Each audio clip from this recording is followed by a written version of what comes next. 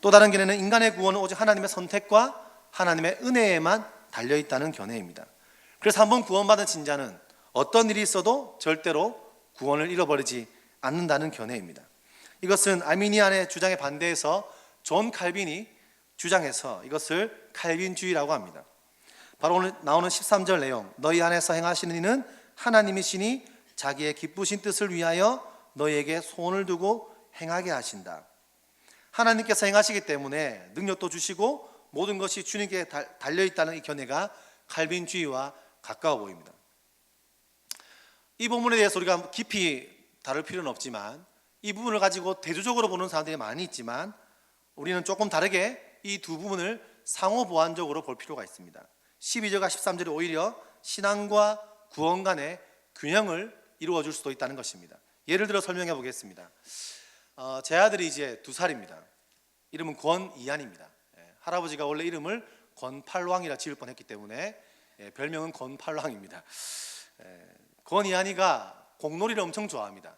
엄청 공을 던지는 걸 좋아하고 처음에 핸드볼부터 섭렵을 하고 애기인데 몸을 실어서 던지더라고요. 그리고 그렇게 하다 농구도 열심히 하고 최근엔 축구까지 지금 섭렵하고 있습니다.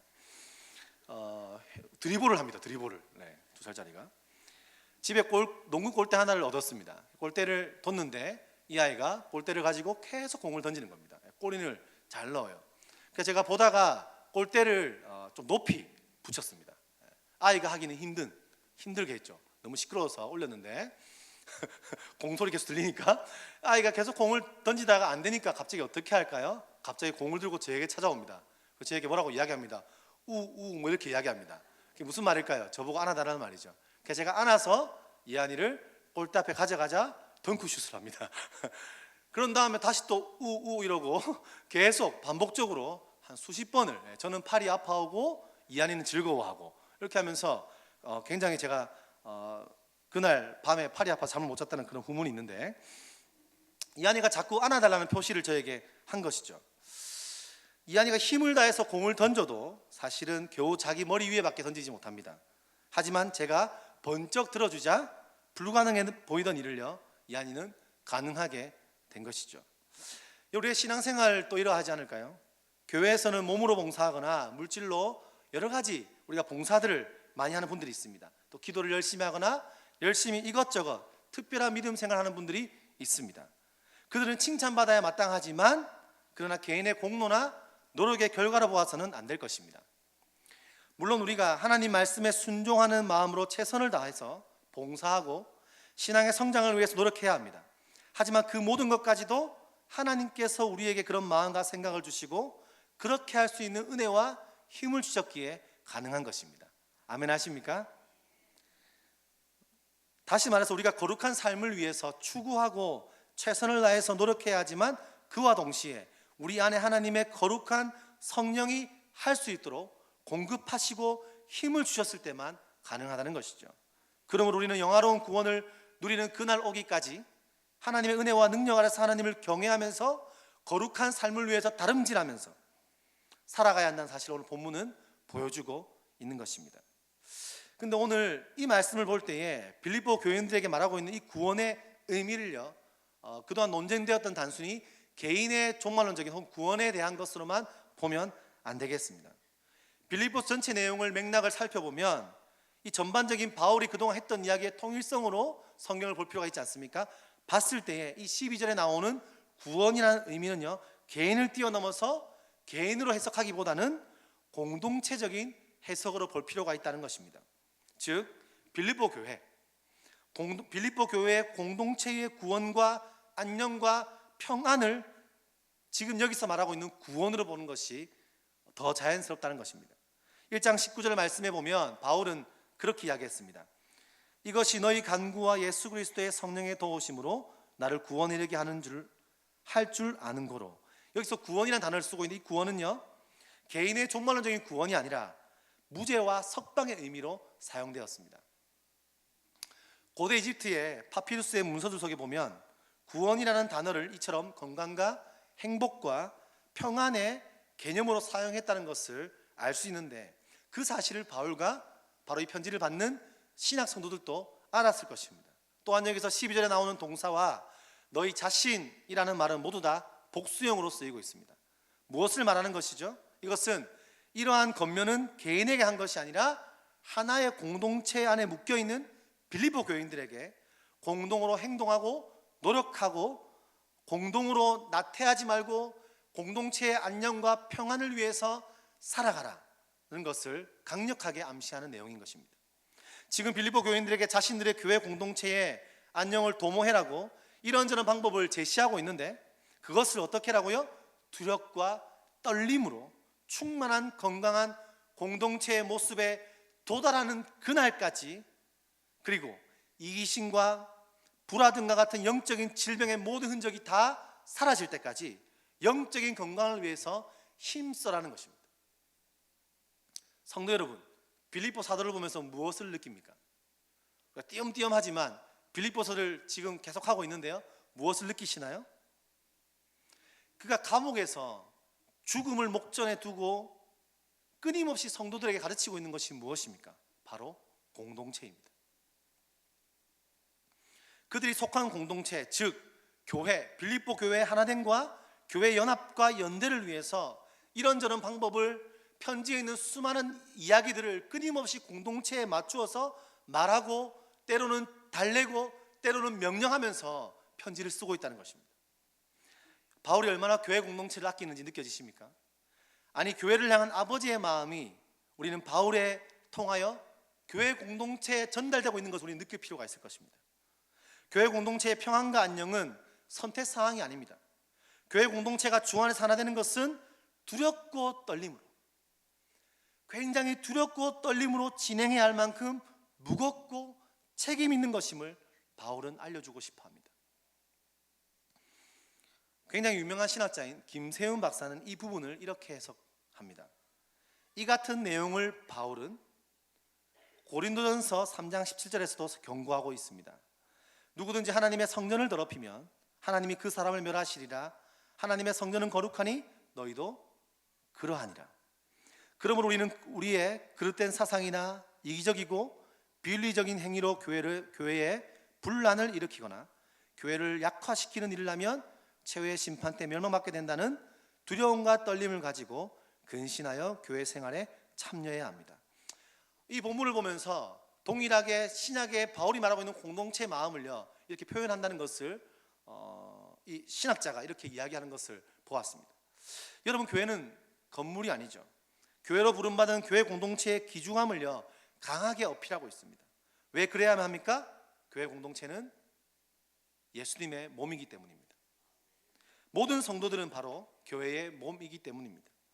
우리는 교회의 몸인 성도들을 대할 때 어떻게 대합니까? 때로는요, 편하고 사랑하고 하나 되어 전하지만 우리는 때로는 두려움과 떨림으로 몸된 지체들과 공동체를 대할 필요가 있습니다. 교회 오래 다녔어도, 교회 많은 일을 하고 있어도, 우리가 교회에서 오랫동안 본 사람이라 할지라도 우리는 두렵고 떨림으로 그들을 대할 필요가 있다는 것입니다. 저는 살면서 가장 이해하기 좀 힘든 것 중에 하나가, 하나님을 존귀하게 여긴다는 성도가 교회 밖과 안에서 사람을 대하는 모습이 다르다는 것을 볼 때 그럴 때 좀 이해되지 않을 때가 있습니다. 거룩한 모습으로 예배했지만 자신과 맞지 않은 누군가에게 쉽게 화를 내고 쉽게 정죄합니다. 나이에 따라 직분에 따라 사람들을 존중하지 않습니다. 성도들은 교회의 몸된 지체들인데 두렵고 떨리는 마음이 없습니다. 여러분, 하나님을 대하는 것과 사람을 대하는 것이 다를 수 있을까요? 특별히 저는요, 식당 같은 데 갔을 때 이번에 어떤 그 기사를 봤습니다. 어떤 기사에 보니 어떤 도시락 회사에서 이런 걸 적었더라고요. 직원 중에 무례히 고객들을 대할 경우 회사에서 내보내겠습니다. 하지만 고객 역시 직원들을 무례히 대하면 정중하게 뭐라고 하죠? 내보내겠습니다. 이런 이야기를 봤어요. 여러분, 대한민국 사회가 IMF 이후에 경제적인 용어로 사람들을 대하기 시작하지 않았습니까? 그때부터 대박이라는 말이 나왔습니다. 그리고 고객은 왕이다라는 말이 나왔습니다. 그리고 사장님이라고 부르기 시작했습니다. 그러다 보니까 사람들이 대부분 다 실제로 자기 돈을 내고 가면 진짜 왕인 줄 압니다. 그 사람들을 하인 부리듯이 합니다. 제가 그 내용을 보면서 이 사람의 철학, 내용이 그런 내용이 있습니다. 일하고 있는 젊은이들은 존중받아야 될 사람들입니다. 이렇게 이야기하더라고요. 이야기에 철학이 나오는데 전 참 좋은 것 중에 하나다라는 생각이 들었습니다. 근데 여러분 식당에 가보십시오. 많은 사람들 어떻게 합니까? 내가 페이를 지불했으니 그 사람들 대할 때 막 대합니다. 반말을 하기도 합니다. 놀라운 것은 교회를 다닌다고 말하는 사람들도 그런 모습들을 볼 때가 있습니다. 일하는 사람들을 불쾌하게 행동합니다. 그렇게 대한 이후에 우리끼리 대화할 때 보면 막 교회 얘기를 합니다. 그럴 때는 우리가 얼굴이 빨개지죠. 옆에 있는 여러분, 우리가 하나님이 사랑하시는 세상을 그렇게 대하니 그들도 교회를 막 대하는 게 아니겠습니까? 그 한 목사님의 그 내용 중에 그 목사님께서 글 중에 그런 글이 있더라고요. 신방을 갔는데 한 성도님께서 그렇게 이야기했다는 거예요. 사역자를 잘 대해야 된다. 사역자 하나님의 종이기 때문에 잘 대해야 된다. 그리고 그래야만 우리가 복을 받는다. 그러면서 그 아쉬운 표명이 이겁니다. 여러분, 과연 사역자에게만 잘해야 될까요? 그들의 마음을 알 수 있습니다. 사역자인 제 입장에서는 감사하죠. 하지만 여러분, 사역자에게만 잘해야 될까요? 우리 모든 성도들, 성경은 뭐라 합니까? 지극히 작은 자에게 한 것이 곧 나에게 한 것이다. 모든 성도에게 하는 것이 곧 누구에게 한 것이죠? 하나님께 한 것입니다. 왜 그럴까요? 우리는 예수님의 몸이기 때문입니다. 저는 우리 충신교회 안에 교회 공동체를 하나님께서 어떻게 부르시고 얼마나 사랑하는지를 더욱더 깊이 있게 느껴지기를 소망합니다. 그 안에 자유함과 더불어 두렵고 떨리는 경건함이 살아나서 서로를 더욱더 존귀히 여기는 공동체 되기를 간절히 소망합니다.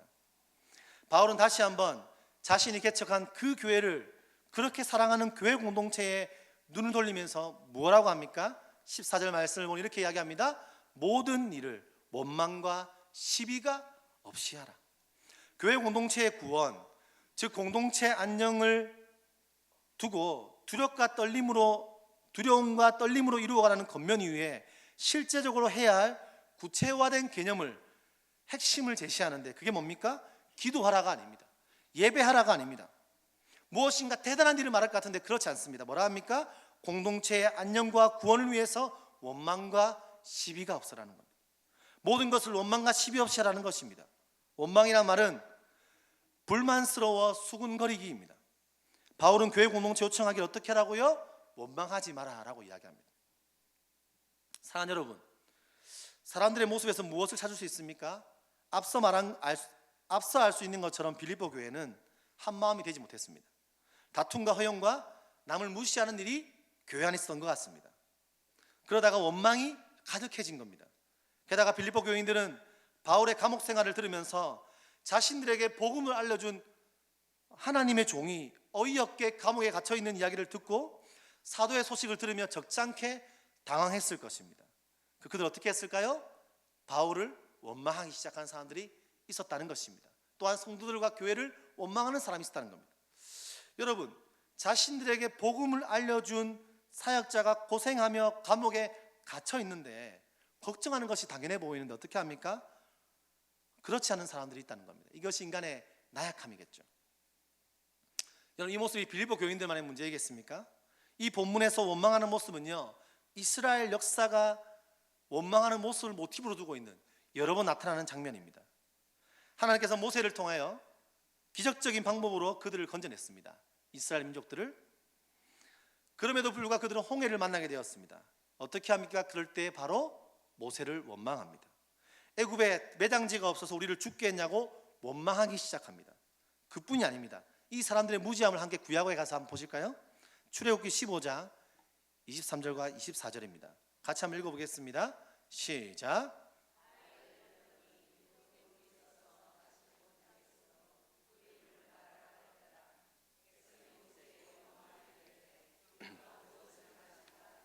네, 물을 먹을 물이 없자 어떻게 합니까? 원망했습니다.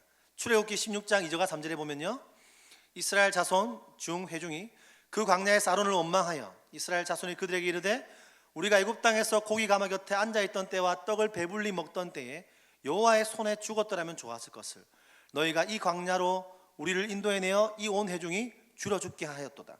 원망하는 것이죠. 민수기 13장 33절입니다. 거기서 네피림 자손이 아낙 자손의 거인들을 보았나니 우리는 스스로 보기에도 메뚜기 같으니 그들이 보기에도 그와 같았을 것이니라. 온 회중이 소리를 높여 부르짖음에 백성이 밤새도록 통곡하였더라. 이스라엘 자손이 다 모세와 아론을 원망하며. 여러분, 이 모세와 아론, 즉 지도자들을 불평하고 있는 그들의 불평에 대해서 여호와께서 어떻게 평가하십니까? 그들은 모세와 아론을 원망하는 것이 아니라 바로 나를 원망하는 악한 회중이다라고 평가하십니다. 여러분, 제가 어릴 때 부모님을 혹은 가정에 있는 일들을 원망한 적이 있습니다. 아버지를 원망하며 살았던 적이 있는데요, 저에게 주어진 환경을 늘 탓하고 아버지를 원망했습니다. 그러다가 제가 하나님을 경험하자 원망이 감사로 변하기 시작했습니다. 그러면서 제가 제 마음에 들었던 사실은 제가 아버지를 불평하고 원망한 것이지만 알고 보니 그것이 곧 내 환경에 대한 것들을 불평하면서 하나님을 원망했다라는 생각들을 해본 적이 있었습니다. 여러분, 우리는 집이든 직장이든 이 땅을 살아가는 모든 삶이든 교회든 불평 불만으로 원망하며 살아가는 분 혹시 있으십니까? 그것이 혹시 하나님을 원망하는 것이 아닌지 돌아볼 필요가 있다는 것입니다. 여러분, 그 원망이 감사되기를 축복합니다. 유대 역사에 박식하고 구약시대 내용을 당연히 잘 알았던 바울은 자신이 개척한 빌립보의 분열과 고통의 소리를 듣고 그들의 안과 밖의 어려움들을 들었습니다. 그 말을 듣고 너무나 놀라고 힘들었을 겁니다. 가슴이 아팠을 겁니다. 마음이 찢어지고 너무나 고통스러웠을 겁니다. 그래서 그 아픔을 가지고 감옥에서 공동체를 위해서 기도하지 않았겠습니까? 그들을 기도하다 보니, 감옥에서 그들을 위해서 근심하며 기도하다 보니 바울은 아마도 광야 시대 때의 이스라엘 모습이 떠올랐을 수도 있을 것 같습니다. 그래서 오늘 원망이라는 단어를요 쓰고 있는 것이 아닌가 생각합니다. 그 말씀의 내용이 이렇죠. 민수기 14장 27과 28절입니다. 함께 읽어볼까요? 여호와께서 모세와 아론에게 말씀하여 이르시되 나를 원망하는 이 악한 회중에게 내가 어느 때까지 참으랴. 이스라엘 자손이 나를 향하여 원망하는 바 그 원망하는 말을 내가 들었노라. 그들에게 이르기를 여호와의 말씀에 내 삶을 두고 맹세하노라. 너희 말이 내 귀에 들린 대로 내가 너에게 행하리니. 너무 무서운 말입니다. 그들의 원망이 내 귀에 들린 대로 행하겠다 말씀하시는 거예요. 그 다음 말씀을 보니까요, 너희 시체가 이 광야에 엎드러질 것이라. 너희 중에서 20세 이상으로부터 계수된 자, 곧 나를 원망하는 자 전부가 여분네 아들 갈렙과 눈의 아들 여호수아 외에는 내가 맹세하여 너희에게 살게 하리라 한 땅에 결단코 들어가지 못하리라. 너희가 사로잡히겠다고 말하던 너희의 유아들은 내가 인도하여 드리니 그들은 너희가 싫어하던 땅을 보려니와 너희의 시체는 이 광야에 엎드러질 것이요 너희의 자녀들은 너희 반역한 죄를 지고 너희의 시체가 광야에서 소멸되기까지 40년을 광야에서 방황하는 자가 되리라. 너희는 그 땅을 정탐한 날 수인 40일의 하루를 1년으로 쳐서 그 40년간 너희의 죄악을 담당할지니 너희는 그제서야 내가 싫어하면 어떻게 되는지를 알리라 하셨다 하라. 나 여호와가 말할거니와 모여 나를 거역하는 이 악한 회중에게 내가 반드시 이같이 행하리니 그들이 이 광야에서 소멸되어 거기서 죽으리라. 굉장히 무서운 말씀이죠. 이 내용이요, 이들이 이 원망 때문에 가나안 땅에 가지 못하고 죽게 되는 이 내용을요 바울이 느꼈을 겁니다. 바울의 마음이 어땠을까요? 그래, 내가 너희들을 위해서 그렇게 헌신했는데 이제는 싸우고 있느냐? 내가 너희 위해서 그렇게 복음을 열심히 전했는데 너희끼리 싸우고 이제는 나 때문에 원망까지 하고 있느냐? 너희들이 그렇게 헌신했는데, 내가 그렇게 헌신했는데 꼴 좋다 이렇게 이야기했을까요? 그렇지 않을 것입니다. 바울의 편지에는 그들 향한 걱정이 깊이 묻어 있습니다. 그래서 이 편지에는 그들 향한 바울의 단호한 명령이요 들어있는 겁니다. 너무 급하니까. 이런 겁니다. 어린아이가 공놀이를 하거나 소리 지르는 정도는 엄마 아빠가 참습니다. 하지만 아이가 갑자기 높은 곳에 올라갑니다. 아니면 혹시 위험한 물건을 들고 있습니다. 그때 뭐라고 합니까? 단호하게 안 돼, 너희들 그러면 안 돼, 이하나 너 그러면 안 돼, 내려와, 가만히 있어, 이렇게 이야기하겠죠. 바로 오늘 바울이 어조를 바꾸어서 그렇게 말하고 있는 것입니다. 바울은 이 구약의 이야기를 떠올리면서 어떻게 해요? 두렵고 떨림으로 말하고 있죠. 이런 겁니다. 여러분, 그들과 같이 원망하고 시비하면 그들처럼 멸망받을지 모릅니다. 원망과 시비를 하면 공동체는 파괴되고 말 것입니다. 빌립보 교회 공동체가 어떤 곳입니까? 그리스도의 몸이 아닙니까? 안과 밖으로 힘들지만 원망과 시비 없이 공동체의 모든 일을 여러분들이 두렵고 떨림으로 행해야 합니다 라고 타이르는 것입니다. 하나님의 심판에 대한 두려움의 떨림의 자세로 원망과 시비를 자제함으로 자신과 교회 공동체가 멸망받지 않게 해달라고 가르치고 있다는 것이죠. 잠언의 말씀에 보니 이런 말씀이 있습니다. 사람이 미련함으로 자기 길을 굳게 하고 마음으로 여호와를 원망한다. 무슨 말이죠? 인생의 보편적인 모습입니다. 자신이 잘못 가고 하나님을 원망하는 것입니다. 여러분, 우리의 삶에 대해서 원망하고 살아가십니까? 여러분 가정에 누구를 원망했습니까? 혹시 그것은 우리를 지으신 하나님에 대한 원망은 아니었나요? 여러분 어떤 원망으로 시비로 살아가고 있습니까? 우리는 원망이 아니라 감사의 자리로 나아가야 할 것입니다. 사람이 가능한가? 성경에 보니 가능한 사람이 나옵니다. 욥을 알 것입니다. 욥은 하루아침에 이유 없이 모든 재산을 잃어버립니다. 자식들까지 잃어버립니다. 그러한 고통 속에, 아픔 속에서 성경은 그를 어떻게 증언합니까? 이 모든 일에 욥이 범죄하지 아니하고 하나님을 향하여 원망하지 아니하리라. 여러분, 주신 자도 여호와시요 취하신 자도 여호와시오니 여호와 이름을 찬송합니다라는 자리까지 우리가 가기를 소망합니다. 이렇게 교회가 원망과 시비가 없는 교회 공동체는 어떤 자리까지 가야 하나요? 그리하면 교회 공동체는, 그리고 교회로 부름받은 우리는 어떤 역할을 감당할 수 있습니까? 15절과 16절의 말씀입니다. 같이 읽겠습니다. 시작.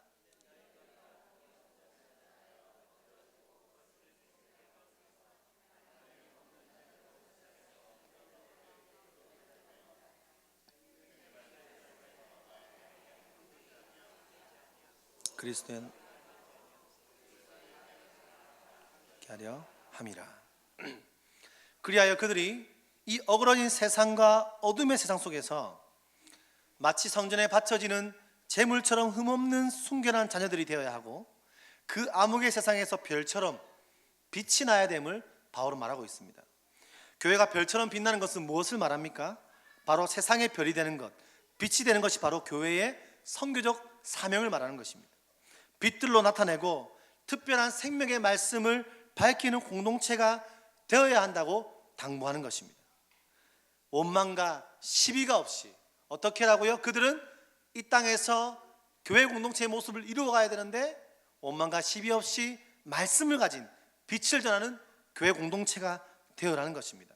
생명의 말씀을 가지고 어두운 이 땅을 밝히라는 것을 상기시켜주는 것입니다. 빌립보는 교회 안에서 여성 지도자들끼리의 교회 내분이 있었던 것 같습니다. 외적으로는 핍박이 있습니다. 재정적으로 어렵습니다.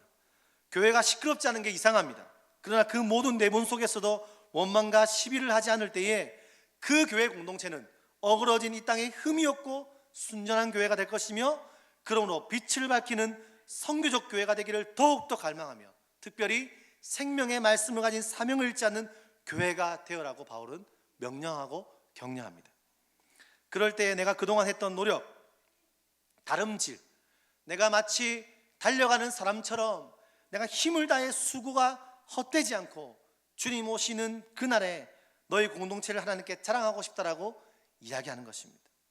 제가 이 말씀을 읽으면서 이 바울의 마음이요, 제 안에 전달되어지는 느낌을 받았습니다. 어떤 마음일까? 이렇게 들리는 거예요. 빌립보 성도들아, 너희들이 원망과 시비 없이 든든히 세워져서 어그러진 이 땅을 밝히는 생명의 말씀 공동체로, 이 땅에 빛을 밝히는 공동체로 든든히 세워진다면 나는 죽어도 여한이 없다. 나는 그리스도 외에는 자랑할 것이 없는 자이지만 저 천국에서 하나님께 이것만큼은 자랑할 거야. 하나님, 자랑스러운 빌립보 교회를 보십시오. 저 공동체를 보십시오. 저들이 저 상황에서도 공동체의 평안을 위해서 그렇게 노력하고 있습니다. 하나가 되었습니다. 그리고 세상의 빛을 밝히는 교회가 되었습니다. 그렇게만 된다면, 너희들이 만약 이 땅에서 그렇게만 살아간다면 난 이 감옥에서 죽어도 순교해도 여한이 없다. 그것이 곧 나의 기쁨이다. 이렇게 말하는 것입니다. 바로 이 내용이요, 뒤에 나오는 17절과 18절이죠. 제가 읽어드리겠습니다. 만일 너희 믿음의 재물과 섬김 위에 내가 나를 전제로 드릴지라도 나는 기뻐하고 너희 무리와 함께 기뻐하리니 이와 같이 너희도 기뻐하고 나와 함께 기뻐하라. 무슨 말입니까? 바울은 말합니다. 너희들이 든든히 주 안에 세워지는 것이 이 땅의 선교적 사명을 잘 감당하고 하나가 되어서 복음으로 사는 것이 나에게는 주님 앞에 나아갔을 때 유일한 자랑이다. 만약 너희들이 그렇게 된다면 내가 너희들이 믿음의 제물로 섬김 위에 나를 전제로 드린다. 내가 제물로 죽더라도 감옥에서 죽고 순교한다 할지라도 나에게는 기쁨이 있다 라고 이야기합니다. 선생님, 우리는 어떻게 살아야 할까요? 여기서 바울은 너희 무리라고 이야기합니다. 그것은 빌립보 성도들을 한 대로 묶으려는 의도입니다. 자기 십자가의 죽음에 내어주신 그 그리스도를 본받아 공동체가 희생적으로 살아라고 말했던 바울이 빌립보 교인들이 온전한 믿음의 삶을 위해 기꺼이 자기 희생을, 그들을 위해서 자기 희생을 하겠다는 각오를 보여주고 있습니다. 그러므로 그들도 그리스도를 본받고 동시에 그리스도를 본받는 사도 바울 자신도 더욱더 구원을 위해서, 자기의 공동체의 안녕을 위해서 기도하고 제물로 자신을 드릴 수 있음을 말하는 것입니다. 여러분, 바울의 자기 희생의 고백을 들으시면서 어떤 마음이 드시나요? 교회 공동체를 아끼시는 하나님의 마음, 그 메시아의 마음이 느껴지시나요?